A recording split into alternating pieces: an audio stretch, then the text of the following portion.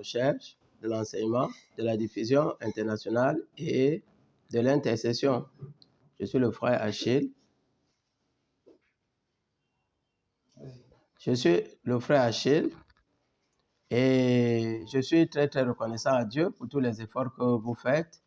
Nous vous prions de partager.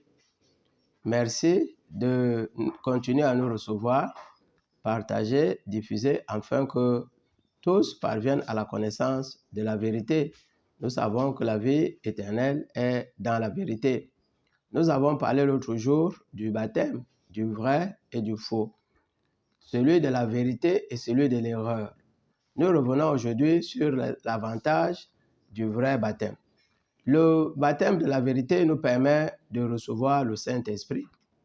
Le baptême de la vérité nous permet de recevoir le Saint-Esprit. Alors, nous abordons un premier aspect du Saint-Esprit. Le Saint-Esprit a été promis dès la création du monde, celui que nous connaissons. Alors, Genèse 3, verset 15, il est écrit « Je mettrai une inimité entre ta postérité et sa postérité. Celle-ci lui écrasera le talon et celle-ci lui écrasera le talon et la tête et tu le mordras le talon. » Donc Dieu avait mis qu'une semence viendrait qui est une puissance qui mettrait la division entre la femme et le serpent. D'où vient le Saint-Esprit? Lévitique 19, verset 2, c'est Dieu qui parlait par la bouche de Moïse. Parle à toute l'assemblée des enfants d'Israël et tu leur diras, soyez saints car moi l'Éternel votre Dieu, je suis saint. Dieu est saint, il instruisait les enfants d'Israël d'être saints. Aujourd'hui, dans Jean 4, verset 24, il est écrit, Dieu est esprit et il faut que ceux qui l'adorent en esprit et en vérité. Alors, qu'est-ce que le Saint-Esprit? Le Saint-Esprit, donc, vient de deux caractères, de deux qualités de Dieu. Dieu est invisible, il est esprit. Dieu est pur, il est saint. Dieu est Saint-Esprit. Alors, qu'est-ce que le Saint-Esprit? Genèse 1, verset 2 dit, « L'Esprit de Dieu se mouvait au-dessus des eaux. » Le Saint-Esprit est la force de Dieu en action. Le Saint-Esprit est la force de Dieu en action. Dieu l'a utilisé pour créer le monde. Il a les deux caractéristiques, à savoir Dieu invisible et pur, et alors saint. Quelques autres noms du Saint-Esprit. Jean 14, verset 16. C'est le Seigneur Jésus-Christ qui annonçait un autre consolateur. Un autre nom du Saint-Esprit, le consolateur. Quand sera venu le consolateur? L'esprit de vérité que le monde ne peut recevoir. Donc, le Saint-Esprit, c'est aussi l'esprit de vérité. Le Saint-Esprit, c'est aussi le consolateur. Galates 4, verset 6. Galates 4, verset 6 dit, l'esprit de Christ. Galates 4, verset 6, le Saint-Esprit ou l'esprit de Christ. Jean 14, verset 7, c'est l'esprit de vérité. Galates 4, verset 19, le Saint-Esprit, c'est Jésus-Christ en nous. Jésus-Christ en nous. Alors, en recevant le baptême de l'Esprit, nous obtenons le Saint-Esprit. Comment obtenons-nous le baptême du Saint-Esprit? Vous voyez, c'est une situation dans laquelle plusieurs personnes ont posé des questions ou ont essayé d'expliquer à leur façon pour dire le baptême du Saint-Esprit vient peut-être parce que vous avez jeûné, peut-être parce que... Alors, qu'est-ce que la parole de Dieu nous dit? Comment obtenons-nous le baptême du Saint-Esprit? Ou le baptême au nom du Seigneur Jésus-Christ. Il est en confessant Jésus-Christ, nous obtenons le baptême du Saint-Esprit ou le baptême au nom du Seigneur Jésus en confessant Jésus-Christ comme notre Sauveur. Nous avons par exemple Acte 22, au verset 16. Il est écrit, et maintenant, que tardes-tu? Lève-toi et sois baptisé et lavé de tes péchés en invoquant le nom du Seigneur Jésus. Donc, le verset s'adressait à Paul. Que tardes-tu? Qu'est-ce que tu dois faire? Lève-toi, sois baptisé. Alors, est-ce qu'il y avait de l'eau à cet endroit? Comment il devait être baptisé? En invoquant. Invoquer, c'est confesser de la bouche. Qui? Le Seigneur Jésus. Nous voyons toujours qu'il y a à côté de la vérité l'erreur. On dit, lève-toi et sois baptisé au nom du Seigneur Jésus en invoquant le nom du Seigneur Jésus-Christ. Souvent, on invoque ses péchés.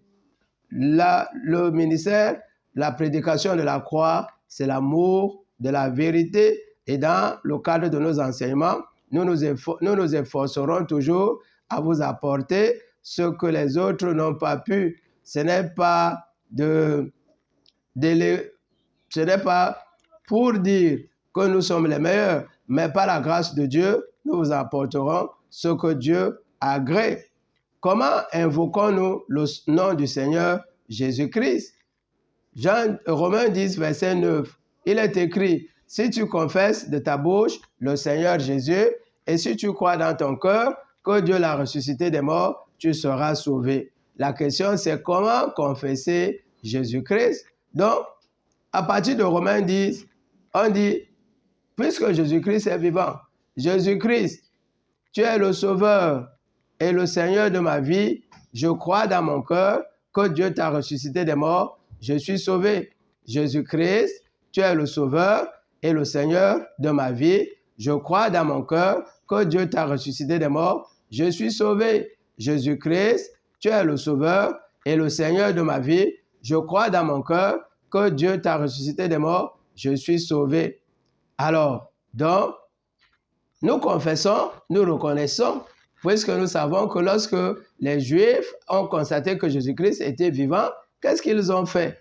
Ils ont corrompu les gardes qui étaient là pour dire, allez dans la ville, dites que ses disciples sont venus voler le corps pendant que nous dormions. Et cette information a circulé parmi les Juifs jusqu'à aujourd'hui. Donc si nous qui sommes ici reconnaissons, nous rendons grâce, nous donnons gloire à Dieu. Jésus-Christ, de son vivant, avait confirmé le baptême de la confession. Matthieu 10, verset 32. Matthieu 10, verset 32, il est écrit, c'est pourquoi, c'est le Seigneur Jésus qui parlait à ses disciples, c'est pourquoi quiconque me confessera devant les hommes, je le confesserai aussi devant mon Père qui est dans les cieux. C'est pourquoi quiconque me confessera devant les hommes, je le confesserai aussi devant mon Père qui est dans les cieux.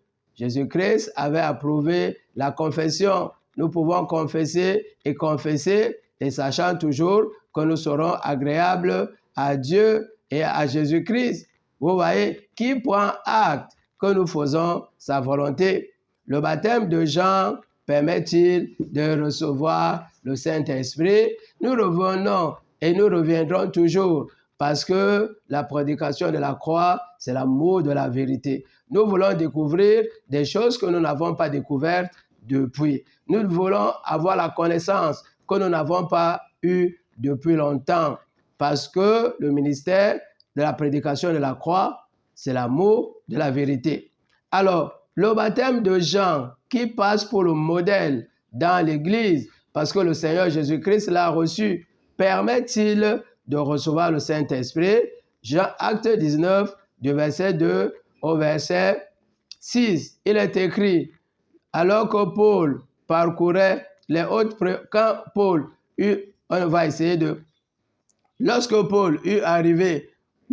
quand Paul arriva à Corinthe, oui, ayant rencontré quelques croyants, il leur demanda, avez-vous reçu le Saint-Esprit quand vous avez cru?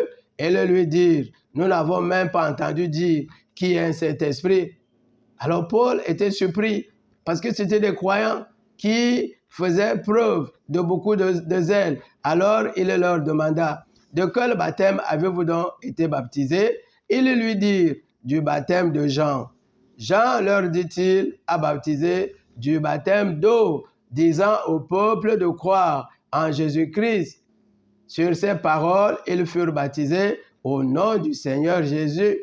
Lorsque Paul leur eut imposé les mains, le Saint-Esprit vint sur eux et ils parlaient en langue et ils prophétisaient. Nous arriverons, si Dieu le veut, un jour dans nos enseignements au parler en langue. Donc, le baptême de Jean qu'ils avaient reçu n'avait pas permis l'obtention du Saint-Esprit. Alors, et nous voyons Romains 10, verset 9, Romains 8, verset 9 dit, si quelqu'un n'a pas l'Esprit de Christ, il ne lui appartient pas. Waouh! Donc, nous faisons attention que nous soyons de ceux qui n'appartiennent pas à Christ. Nous voulons être de ceux qui lui sont agréables. Donc, le baptême de Jean, qui est le modèle assez recherché, ne permet pas de recevoir le Saint-Esprit. Et juste à côté, dans Acte 18, verset 24, on dit, en parlant d'Apollos, on dit, bien qu'il ne connût que le baptême de Jean, bien qu'il ne connût, bien que exprime la limitation. Oh, Dieu ne veut pas que nous soyons limités. Nous verrons bien les avantages qu'il y a à recevoir le Saint-Esprit. Alors, le baptême d'aspersion, comme celui de Jean, ne permettent pas de recevoir le Saint-Esprit. Et Dieu confirme le baptême au nom du Seigneur Jésus-Christ. 1 Jean 4, du verset 2 au verset 3. 1 Jean 4, du verset 2 au verset 3. Il est écrit, reconnaissez à ceci l'Esprit de Dieu. Reconnaissez à ceci l'Esprit de Dieu. Tout esprit qui ne confesse pas Jésus venu en chair est tout esprit. Oui, reconnaissez en ceci, tout esprit qui confesse Jésus venu en chair est de Dieu. Tout esprit qui confesse Jésus venu en chair est de Dieu. Vous voyez, Jésus qui est le Fils, Jésus qui est le Fils de Marie, Jésus qui est l'homme de Nazareth. Vous voyez, Jésus venu en chair. Tout esprit, reconnaissez à ceci, tout esprit de Dieu, tout esprit qui confesse Jésus Jésus-Christ venu en chair est de Dieu. Et tout esprit qui ne confesse pas Jésus-Christ n'est pas de Dieu. C'est celui de l'Antéchrist. Wow. L'esprit de l'Antéchrist dont vous avez appris la venue et qui est maintenant dans le monde. L'esprit de l'erreur, l'esprit de l'Antéchrist, l'esprit de l'erreur, l'esprit de l'Antéchrist. 1 Jean 2, du verset 22 au verset 23, il est écrit, qui est menteur, sinon celui qui nie que Jésus est venu en chair. Celui qui nie que Jésus-Christ est venu en chair. C'est celui-là est l'Antéchrist. Si vous dites que Jésus-Christ est Dieu, vous niez que Jésus-Christ a connu une évolution, qu'il est le Fils de Dieu, qu'il est le Fils de Marie. Vous voyez? Donc, pour Dieu, vous êtes un menteur et nous ne voulons pas que ce soit le cas. Nous voulons former une communauté qui est agréable à Dieu à partir des efforts que nous déployons pour lui être comment? Agréable. 1 Jean 2, du verset 22 au verset 23, qui est menteur, sinon celui qui nie que Jésus-Christ est venu en chair. Celui-là est l'Antéchrist, celui qui nie le Père et le Fils. Quiconque nie le Fils n'a non plus le Père. Et celui qui confesse le Fils a aussi le Père. L'Éternel confirme le baptême au nom du Seigneur Jésus. 1 Corinthiens 12, verset 13. Nous avons tous été en effet baptisés dans un même esprit pour former un seul corps. 1 Corinthiens 12, au verset 13, il est écrit, nous avons tous, en effet, été baptisés dans un même esprit pour former un seul corps, soit juif, soit grec, soit esclave, soit libre. Et nous avons tous été abreuvés du Saint-Esprit. Lorsque nous recevons le Saint-Esprit, il n'y a plus de distinction entre « Ah, c'est un homme »,« Ah, c'est une femme ». Non, le Saint-Esprit en nous nous rend fils de Dieu. Et Dieu ne fait pas de discrimination selon nos origines. Vous voyez, sinon un bantou ne serait jamais agréable à Dieu. Le baptême est la base de toute relation véritable avec Dieu. Le baptême est la base de toute relation véritable avec Dieu, le Créateur. Il peut nous éloigner à tout jamais s'il n'est pas vrai. Il fait de nous des enfants de Dieu véritables. Vous voyez, ne vous étonnez pas que je vous ai dit, il faut que vous naissiez de nouveau. Jean 3,3, il faut que vous naissiez de nouveau. Et Romains 8, verset 9 dit aussi, si quelqu'un n'a pas l'esprit de Christ, il ne lui appartient pas. On n'a pas dit si quelqu'un ne vient pas à l'église. Si quelqu'un venant à l'église n'a pas l'esprit de Christ, il ne lui appartient pas. Avantage du Saint-Esprit en nous. Avantage du Saint-Esprit en nous. Alors, il nous permet de devenir enfants de Dieu. C'est le passeport, le visa.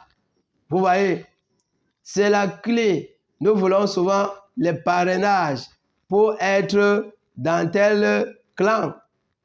Pour être dans la famille de Dieu, nous devons avoir le Saint-Esprit. 1 Jean 12, Jean 1, du verset 12 au verset 13. Jean 1, du verset 12 à 13, il est écrit, mais à tous ceux qui l'ont reçu, à tous ceux qui croient en son nom, elle a donné la parole, le pouvoir de devenir enfants de Dieu, lesquels sont nés non du sang, ni de la volonté de la chair, ni de la volonté de l'homme, mais de Dieu. Donner le pouvoir de devenir enfant de Dieu, qui est le plus grand mystère de notre passage sur la terre. C'est pas un décret, vous voyez, ou une délégation, mais c'est Dieu qui décide. Vous voyez, si c'était une relation charnelle, comment vous croyez que nous serions, nous, enfants de Dieu? Parce qu'il y aurait toujours un peu de discrimination. À ceux qui croient, à ceux qui l'ont reçu, Dieu a donné le pouvoir de devenir enfants de Dieu. Ce n'est pas le sang, ni la volonté de la chair, ni la volonté de l'homme, mais c'est Dieu. Vous voyez, on dit, Dieu nous a appelés. Donc, deuxième avantage, il nous empêche de commettre les œuvres de la chair. Il nous empêche de commettre les œuvres de la chair. Vous voyez, les œuvres de la chair. Sans Saint-Esprit, nous restons toujours charnels. Nous chassons, troisième avantage, nous chassons les démons par le Saint-Esprit. Nous chassons les démons par le Saint-Esprit. Matthieu 12, verset 28, il est écrit, mais si c'est par si c'est par l'Esprit de Dieu que je chasse les démons, le royaume de Dieu est donc venu. Le Seigneur Jésus, accusé de chasser les esprits par Belzébuth, avait exprimé, c'était juste, en fait, avait dit qu'il chassait les esprits par le doigt de Dieu. Le doigt de Dieu, c'est l'Esprit de Dieu. C'est une puissance. Le Saint-Esprit nous défend. Le Saint-Esprit nous défend. Matthieu 10, verset 20. C'est le Seigneur Jésus-Christ qui nous donnait, qui nous consolait. Qu'est-ce qu'il disait? Matthieu 10, verset 20. Lorsqu'on vous livrera, ne vous inquiétez pas de ce que vous direz, car ce ne sera pas vous qui parlerez, mais l'Esprit de votre Père qui parlerez en vous. Vous savez, souvent, on prépare son procès, on prépare sa justification. Mais Dieu nous dit par Jésus-Christ que lorsqu'on ira en justice, ce qui n'est déjà pas notre lot. Notre lot, c'est que nous fassions des conférences, que les gens viennent, que nous allions à la banque, vous voyez, ou au restaurant, pas en justice. Mais lorsque cela arriverait, si cela arrive, c'est Dieu qui parlera en nous. Le Saint-Esprit nous guide dans notre ministère. Le Saint-Esprit nous guide dans notre ministère. Acte 16, au verset 6, il est écrit, « Ayant été empêchés par le Saint-Esprit d'annoncer la parole de Dieu, ils traversèrent la Phrygée et le pays de Galatie. » Donc, le Saint-Esprit, Paul et ses amis voulaient aller enseigner la parole. Et le Saint-Esprit leur dit non, n'allez pas en Phrygie et en Galatie, allez en Macédoine, venez en Macédoine, secourez-nous. Vous verrez toujours que pendant que les autres rebutent la parole, il y a les gens qui veulent qu'elle vienne chez eux. Donc le Saint-Esprit nous guide dans notre ministère. Matthieu, le Saint-Esprit nous soutient dans notre faiblesse. Lorsque nous parlons en langue, Romains 8, verset 26, l'Esprit Saint nous aide dans nos faiblesses, car nous ne savons pas toujours ce qui nous convient de demander dans nos prières, mais l'Esprit lui-même intercède par des soupirs inexprimables. Lorsque nous prions, nous pouvons prier pour nous, mais s'il y a un voisin, s'il y a une relation, un collègue, Dieu, le Saint-Esprit intercède pour la personne. Oh, on peut prier pour le village, pour le pays, ainsi de suite. Le Saint-Esprit intercède en faveur de l'Église. Romains 8, verset 27. Et celui qui sonde le cœur connaît quelle est la pensée de Christ, parce que c'est selon Dieu qu'il intercède en faveur des saints. Lorsque nous prions pour l'Église. Dieu, dans le Saint-Esprit, prie pour chacun en fonction véritablement de ses besoins. Il nous permet de devenir des vrais adorateurs. Sans Saint-Esprit, est-ce que je suis véritable? Je suis un adorateur véritable. Vous voyez souvent ce que nous faisons dans l'Église. Est-ce que nous sommes de véritables adorateurs? Jean 4, verset 24, il est écrit, car Dieu est esprit et il faut que ceux qui l'adorent en esprit et en vérité. Et Dieu précise, ce sont là les adorateurs que le Père demande. Donc il y a des adorateurs que Dieu ne veut pas. Dieu veut que nous le louons en parlant en langue des heures et des heures. Donc, sans Saint-Esprit, il n'y a pas d'adoration véritable. Pourquoi donc dans l'Église, on préfère faire tout ce qu'on fait sans adorer en parlant en langue? Voilà une question que nous nous posons. Alors, le Saint-Esprit nous permet d'accéder aux profondeurs de Dieu. Vous voyez, on nous parle des profondeurs de Satan dans Apocalypse. Pourquoi donc les enfants de Dieu n'accèdent-ils pas aux profondeurs de Dieu? 1 Corinthiens 2, verset 10, il est écrit, Dieu nous les a révélés par l'Esprit, car l'Esprit sonde tout, même les profondeurs de Dieu. Lorsqu'on vous dit, Dieu est au ciel, on vous dit, où est Dieu? Dans quelle partie du ciel Dieu se trouve? Et vous allez donc dans Ésaïe, on vous dit, Dieu se trouve à l'extrémité du septentrion. Dieu se trouve à l'extrémité du septentrion. C'est avec le Saint-Esprit en nous que nous accédons à Deutéronome 29, 29, où il est écrit, les choses cachées sont à l'Éternel, mais les choses révélées sont en nous et à nos enfants. Nous sommes toujours très, très reconnaissants pour vous. Nous sommes le ministère de la prédication de la croix, l'amour de la vérité. Nous voulons que vous soyez très nombreux.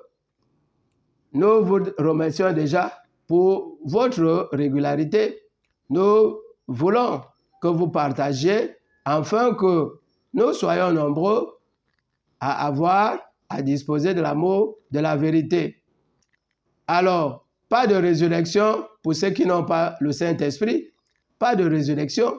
Et nous devons donc voir que s'il n'y aura pas de résurrection, en fait, il y aura la résurrection, mais pas d'enlèvement.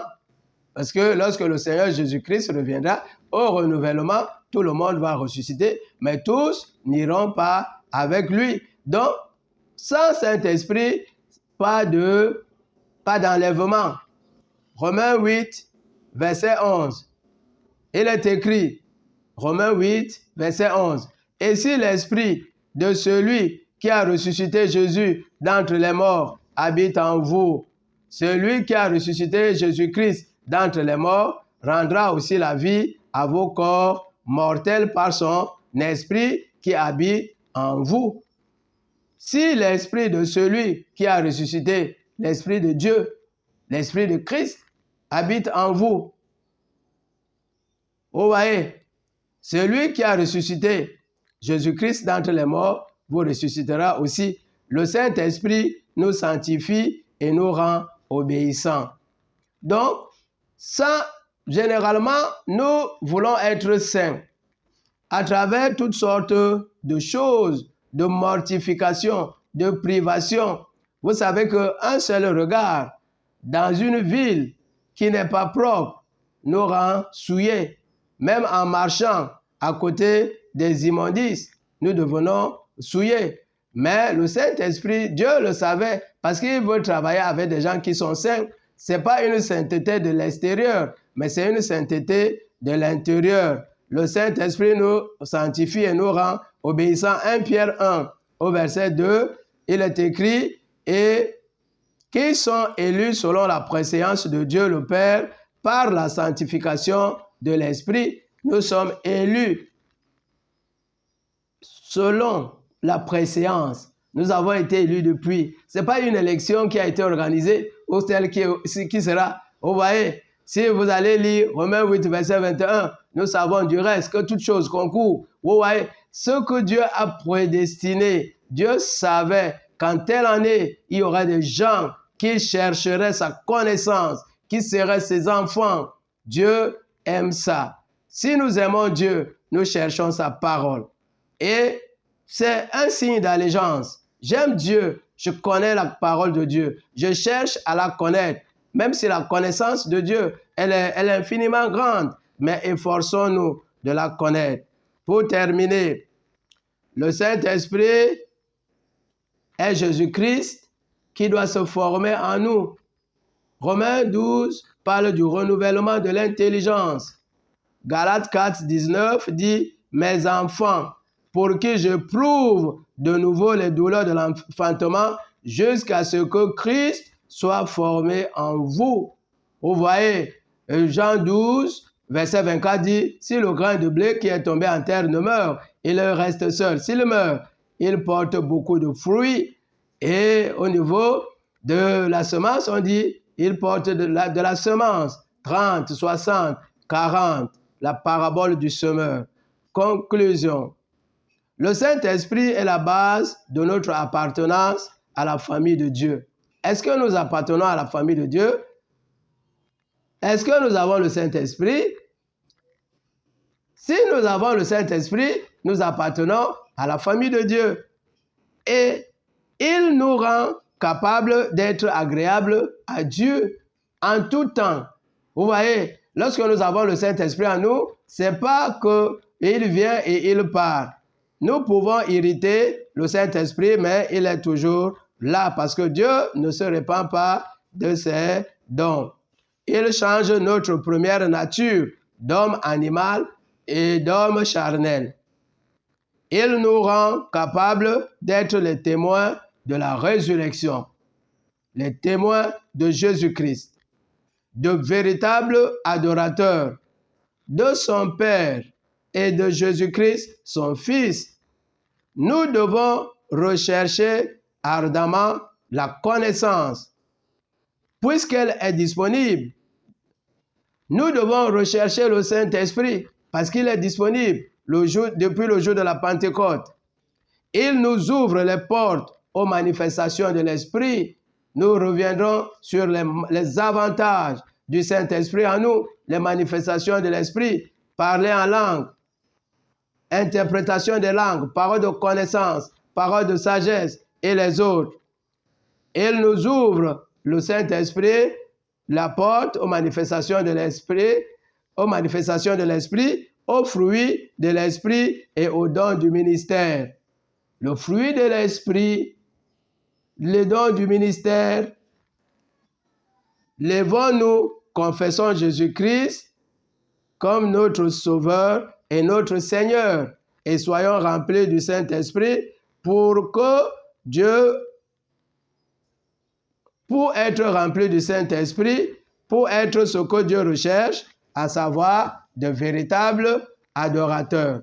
Prions. Éternel notre Dieu, Père de notre Seigneur et Sauveur Jésus-Christ, le vœu de ton cœur est que nous soyons sauvés et que nous parvenions à la connaissance de la vérité, car il y a un seul Dieu et un seul médiateur qui nous a réconciliés par sa vie qui a été donnée à la croix et par son sang qui a coulé. Depuis la Pentecôte, tu as rendu disponible l'Esprit par lequel nous devenons pour toi des hommes et des fils et des filles. Merci pour ces enseignements. Merci parce que tu as ouvert le cœur de ceux dont les cœurs sont en toi, afin qu'ils soient toujours réceptifs. C'est toi qui continueras à les édifier, afin qu'ils grandissent dans la connaissance exacte de cette parole. Merci, Éternel notre Dieu, parce que tu continueras à toucher leur cœur, afin qu'ils soient favorables à ce ministère que tu as rendu disponible. Merci, parce que tu nous utilises toujours afin que cette parole soit disponible. C'est toi qui nous éclaires par ta lumière, afin que seule ta gloire soit reconnue et célébrée au nom puissant de Jésus-Christ. Amen.